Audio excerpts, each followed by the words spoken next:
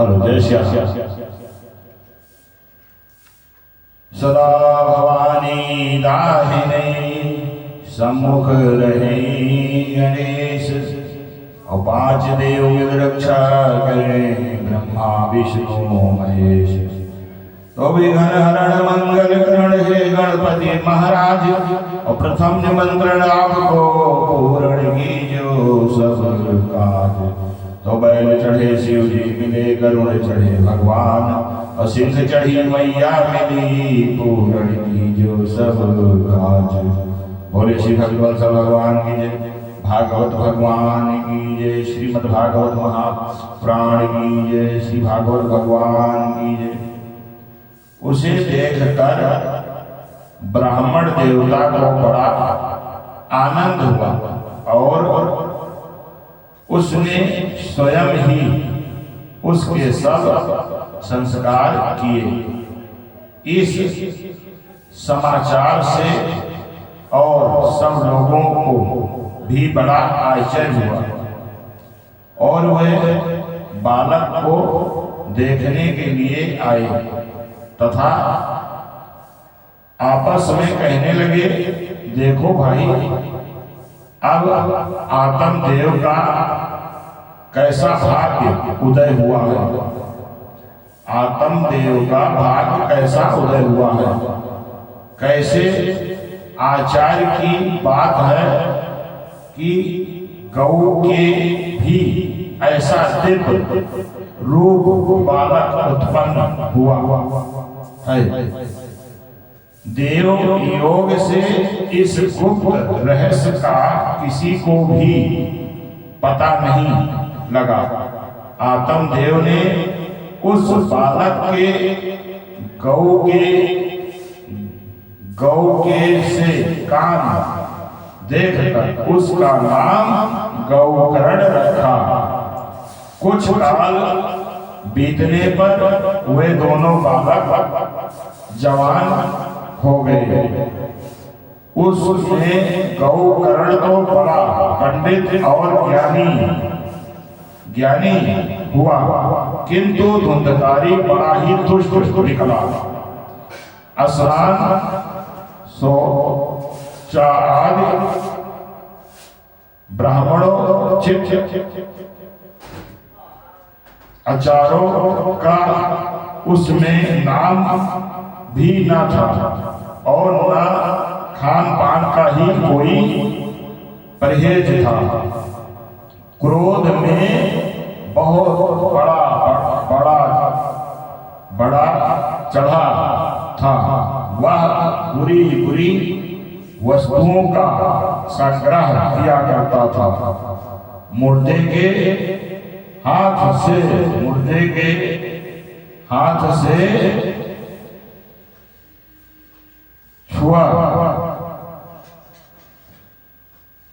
छुआया हुआ अन्न भी खा लेता था।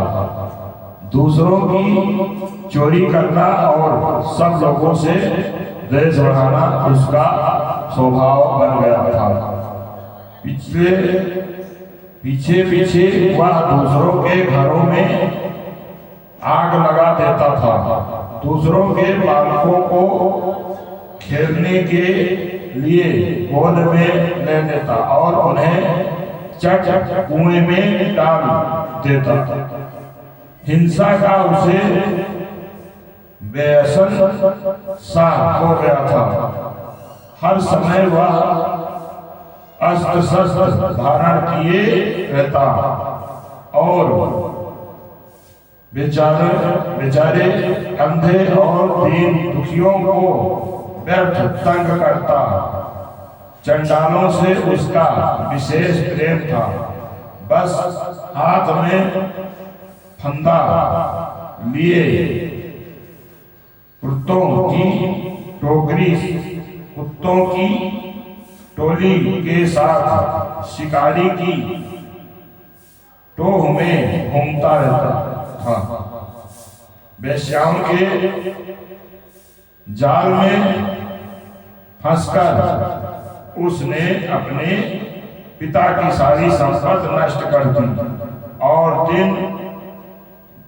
3 माता पिता को मार पीट कर घर के सब बर्तन भांडे उठा ले गया। इस प्रकार जब सारी संपत्ति स्वाहा हो गई तब उसका कृपण पिता फूट फूट कर रोने लगा और बोला, इससे तो इसकी माता बांझ रहना ही अच्छा था। कुपुत्र तो बड़ा ही दुखदाई होता है। बोले श्री वृंदावन के बिहारी लाल की जय। अब मैं कहाँ रहूं? अब मैं कहाँ रहूं? अब मैं कहाँ रहूं? कहाँ जाऊं? मेरे इस संकट को कोई काटेगा? हाय, मेरे ऊपर तो बड़ी विपत्ति आ पड़ी है। इस दुख के कारण अवश्य मुझे एक दिन प्राण छोड़ने पड़ेंगे। उसी समय परम ज्ञानी गौकर्ण जी वहां आए और उन्होंने पिताजी को वैराग्य का उपदेश करते हुए बहुत समझाया। वे बोले, पिताजी, यह संसार आसार है, यह अत्यंत दुख रूप और मोह में डालने वाला है। पुत्र किसका, धन किसका? स्नेहवान पुरुष रात दिन दीपक के समान जलता रहता है।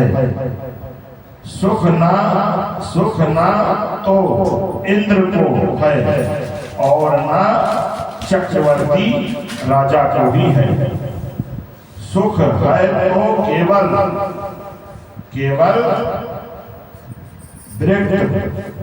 एकांत तजबी मुनि को।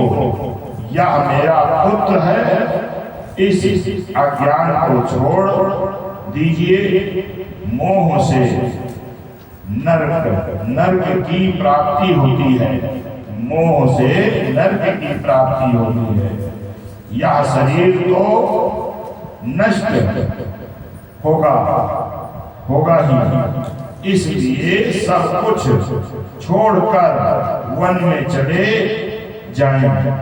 गौकर्ण के वचन सुनकर आत्मदेव वन में जाने के लिए तैयार हो गया और उससे कहने लगा, बेटा, वन में रहकर मुझे क्या करना चाहिए? या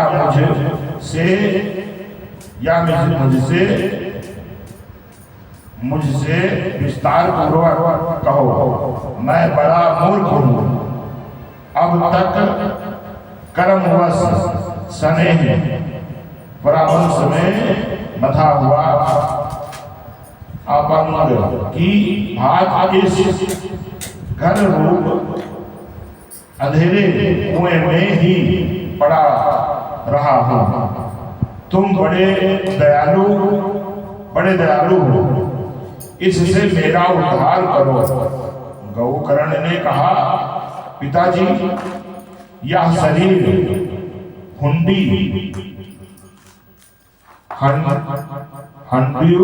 हड्डियों, मांस और रुद्र का पिंड है। इसे आप मैं मनाना छोड़ दें और स्त्री पुत्र आदि को अपना कभी ना माने। इस संसार को रात दिन क्षण भंगुर देखें।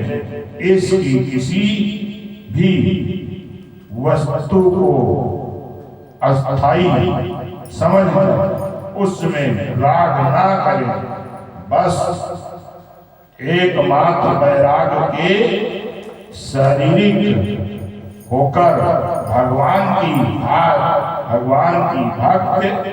भक्ति में लगे रहेंगे। भागवत जन ही सबसे बड़ा धर्म है, भागवत जन सबसे बड़ा धर्म है। निरंतर उसी का आश्रय ले रहे। अन्य सब प्रकार के लौकिक धर्मों से